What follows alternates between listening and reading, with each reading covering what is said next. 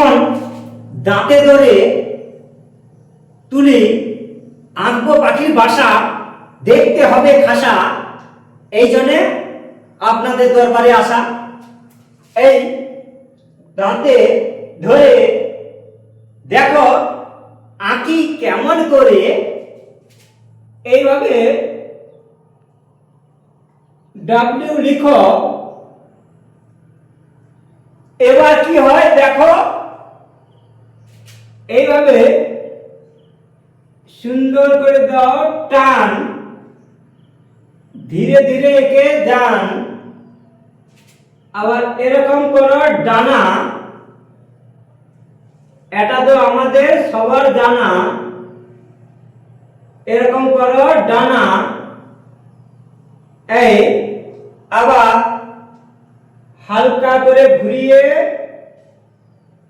You দুটি লেখো। কি হয় শেষ পর্যন্ত দেখো। এই লেজটি করো কয়েকটা টান, এরকম দাও কয়েকটা টান, এরকম আঁকা বাঁকা লেজ হয়ে গেল সহজে আঁকা। আবার এরকম দাও সোজা। এবার দেখো কি মজা, গোল করে বাঁকা, এই নিচের দিকে টাকা, পাখি হচ্ছে আঁকা। এইভাবে করো পাখির ছানা, এটা তো আমাদের সবার জানা। এরকম করো পাখির ছানা, ছোট ছোট তাদের ডানা, এই হচ্ছে পাখির ছানা। এই এরকম করে ঠোঁট করে দাও আঁকা বাঁকা,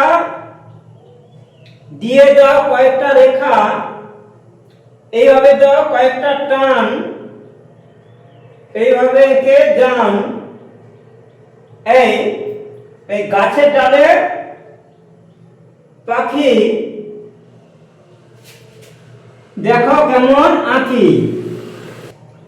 এখানে ডাল দিয়ে দাও, বাঁশাটি থাকুক ধরে।